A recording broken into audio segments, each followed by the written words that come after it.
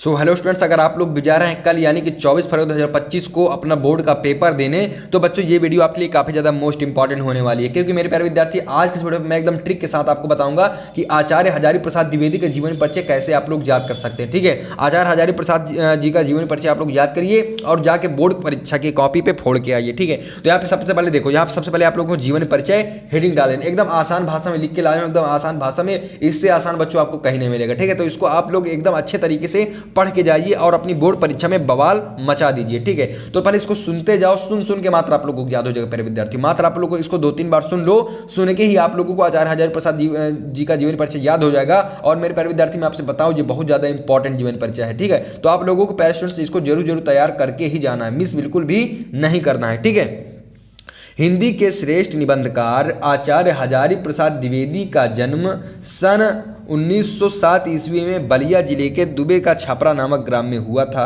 इनके पिता श्री अनमोल द्विवेदी ज्योतिष और संस्कृत के प्रकांड विद्वान थे। ठीक है, इसके बाद आपको लिखना है, अतः इन्हें ज्योतिष और संस्कृत की शिक्षा उत्तराधिकार में प्राप्त हुई। ठीक है, काशी जाकर इन्होंने संस्कृत साहित्य और ज्योतिष का उच्च स्तरीय ज्ञान प्राप्त किया। ठीक है, इतना आप लोग लिख देना है।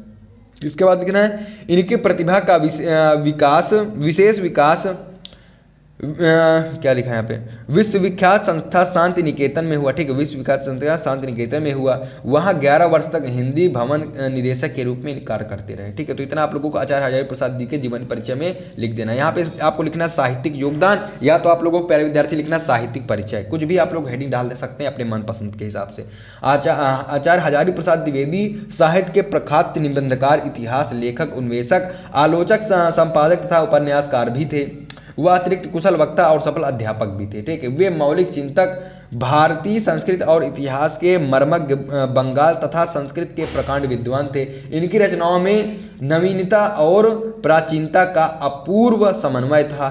इनके साहित्य पर संस्कृत भाषा आचार्य रामचंद्र शुक्ल और रविन्द्रनाथ ठाकुर का स्पष्ट प्रभाव रहा। ठीक है, इसके बाद आपको पैराग्राफ चेंज कर देना है। इसके बाद आपको लिखना है, आलोचक के रूप में द्विवेदी जी ने हिंदी साहित्य के इतिहास पर नवीन दृष्टि से विचार किया। इन्होंने हिंदी साहित्य का आदिकाल से नवीन सामग्री के आधार पर शोधपरक विश्लेषण प्रस्तुत किया है। रचनाओं की बात करें तो इनकी प्रमुख रचना अशोक के फूल कुटच विचार प्रवाह, बाण भट्ट की आत्मकथा है। ठीक है, तो बाण भट्ट की आत्मकथा बच्चों काफी ज्यादा इंपॉर्टेंट, आपको टिक द करेक्ट ऑप्शन में भी शायद ये देखने को प्रश्न मिल सकता है। तो आई होप बच्चों आप लोगों को आचार्य हजारी प्रसाद द्विवेदी के जीवन परिचय याद हो गया होगा। तो ठीक है, मिलते किसी एक और मोस्ट इंपॉर्टेंट वीडियो के साथ, तब तक के लिए मेरे प्यारे विद्यार्थी आप लोग आचार्य हजारी प्रसाद द्विवेदी जी का जीवन परिचय याद कर लीजिए।